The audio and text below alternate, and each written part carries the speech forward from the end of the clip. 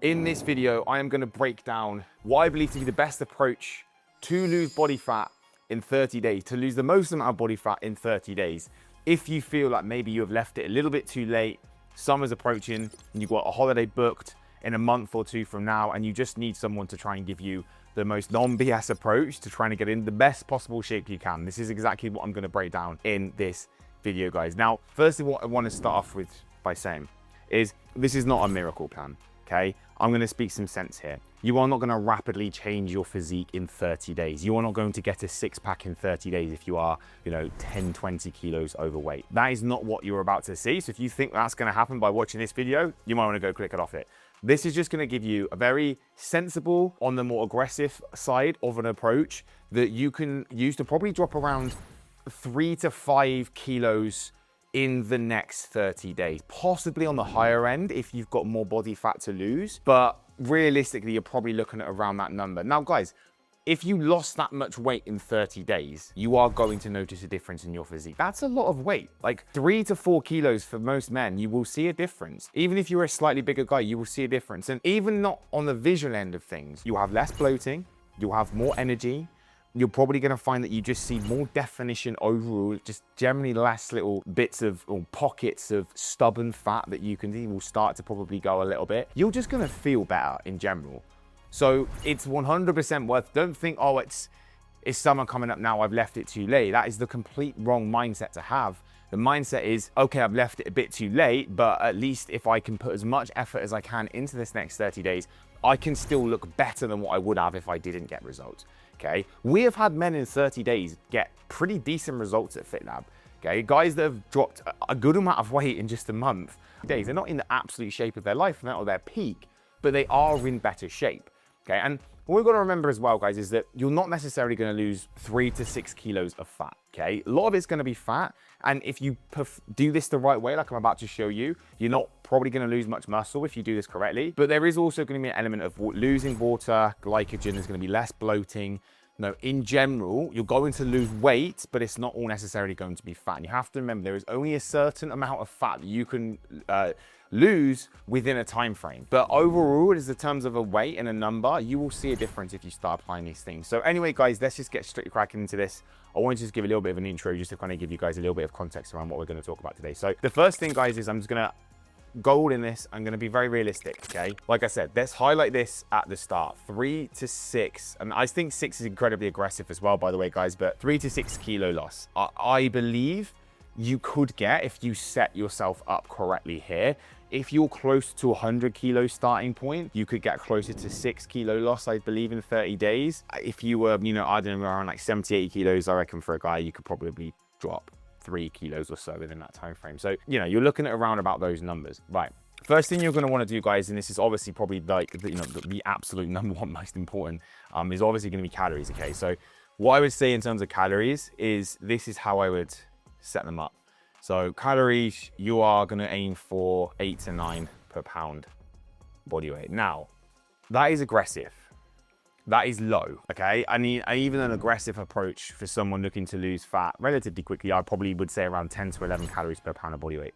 This is kind of roughly where we put a lot of our clients at FitLab, about 10 to 11 calories per pound of body weight, but we're looking to be aggressive, right? We're going all in, we're focusing, we're pushing hard. 8 to 9 calories per pound of body weight is the lowest I would probably go. And I think anything less than that, you are literally you're just going too low. And even this is questionable, but if you're going to run it for 30 days, you're probably going to be okay. So, for example, let's say you are a 200-pound man, you would be looking at around sort of 1,800, 1,900 calories or so in terms of the amount of calories that you would want to start on. 1,700 you could probably get away with. This is really like the top end, guys. And like, that's low, right?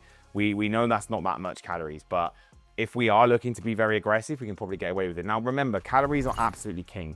And when I say hitting these numbers, you need to be on it with your tracking. You cannot miss days of tracking. You can't be inconsistent. It's these calories into MyFitnessPal, and it's getting these numbers bang on every single day. And it's gonna feel tough. You're gonna get hungry. You're gonna think this is not much food, but guys, you want a 30-day fat loss plan, I'm gonna give it to you. That is the first thing you need to focus on. The second is obviously going to be your protein intake. So You know, realistically, oh God, I can't even imagine eating that amount of calories without having high protein. I mean, you wouldn't even be able to, you wouldn't last, right? This is so important. And what we're gonna do with this is we're actually gonna keep this like higher than what I probably normally would. We're gonna go with like 1.2 grams protein, right? Per pound body weight. So again, like you're gonna say if you're a 200-pound guy, you're actually probably looking at about 220 grams of protein.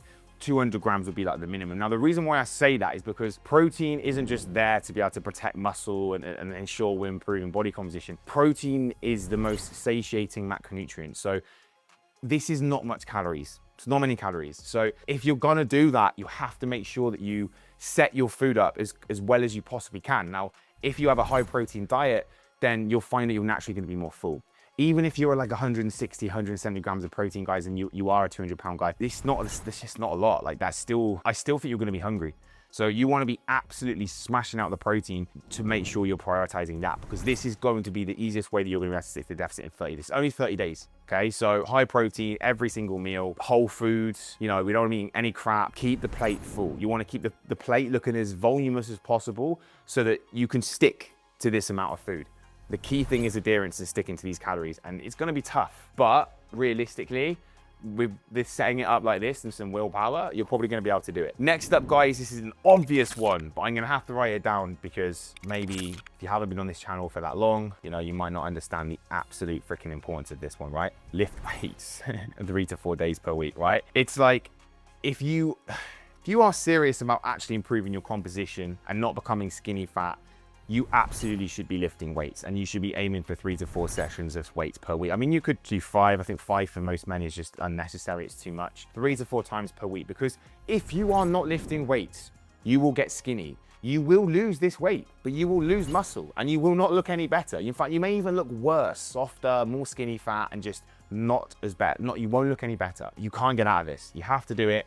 You need to make sure you're consistently in the gym doing strength training to ensure that if we're losing fat, we're losing fat. We're losing fat. We're not losing muscle mass. So making sure we're hitting these sessions is super important. Next up, guys, again, very simple. You are really going to want to hit this, and it's your step count, okay? And I'm actually probably going to say you should be close to this one because we're looking to be aggressive. 12K, I mean, that's still a decent amount of steps, but if we're looking to hit these kind of numbers, you know, 3 to 6 kilos of fat loss in 30 days, I do believe that you're gonna have to be closer towards this 15,000 mark, okay? And that is gonna require a lot of walking. I'm not gonna lie, you're gonna be walking for at least a good few hours a day to be able to hit that target, but this is why you have to be making the walking part of your routine, living an active lifestyle, getting out nice and early, getting up in the morning nice and early, you know, making sure that we can hit these steps. They have a much greater effect on fat loss than what people think. They have a greater effect on fat loss than doing cardio, okay? So the non-exercise activity calories that we burn, which is AKA steps, have a greater effect on fat loss than going and doing some cardio for 30 minutes per day, okay? And I will get onto the cardio in a second,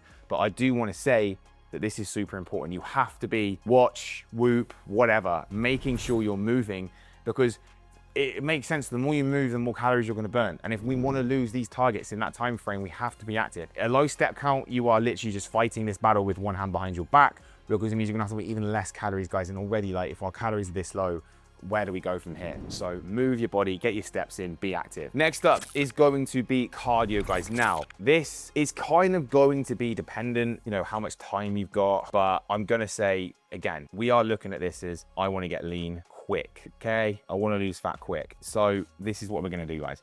Okay, so I think this is just the simplest cardio protocol that most guys can do to be able to drop fat pretty quickly, okay?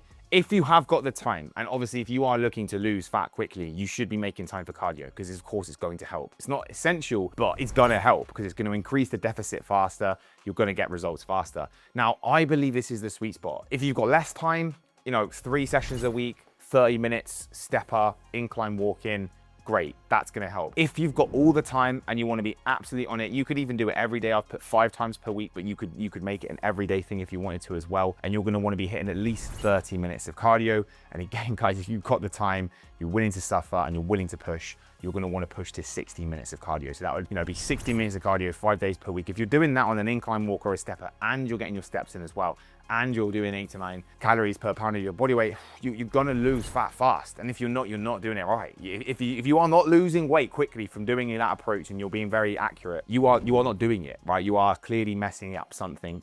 You're almost not aware of possibly something you're not doing, which is stopping this from happening, because this is a very, very, very aggressive approach, borderline too aggressive approach to fat loss.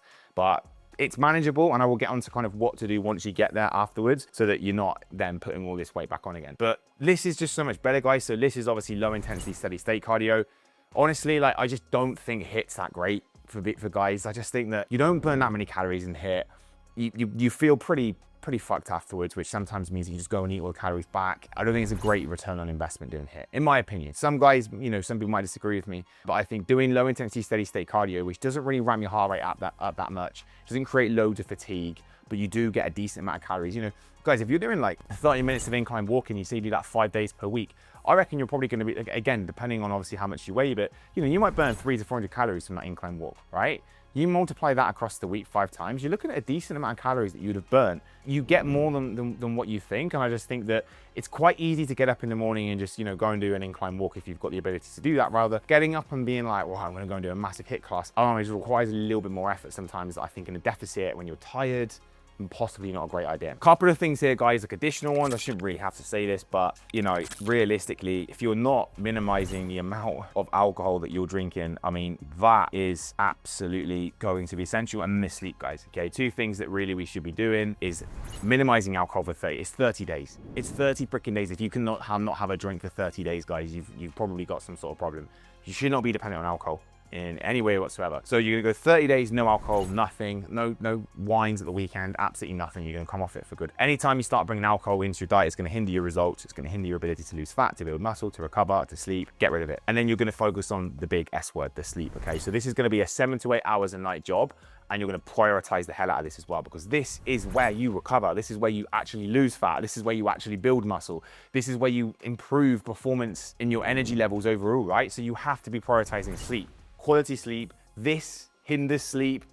We want to improve sleep, so no alcohol whatsoever. And the last thing, guys, I probably would say, of course, you know, and the reason why I'm actually talking about this last is because, you know, it's not that significant, if I'm honest. Like, it's just, we're talking about the big things, the front that you can see the order, guys, that I've spoken about these things. That is pretty much the order of importance here in terms of the way that we've gone through this. And then obviously we're going into the last couple. So in terms of supplements, I'm not going to go through and tell you all the supplements that might make a small difference on fat loss. You know, there's possibly some that you can kind of dive into, but I will tell you the 2 ones that genuinely do work, that have got a lot of studies, a lot of research, and when dosed and taken correctly, they will help. They will help in terms of improving performance in the gym, building muscle. They will help with strength. They will help with fat loss. They will help with, you know, just essentially burning more calories. First one is caffeine. Now, obviously, you've probably heard of caffeine. It's an incredibly effective supplement when taken well, but it can also be abused, okay? The thing I would say about caffeine is if you use it in the morning and you're not going completely mad with it and having freaking 10, 12 cups of coffee per day,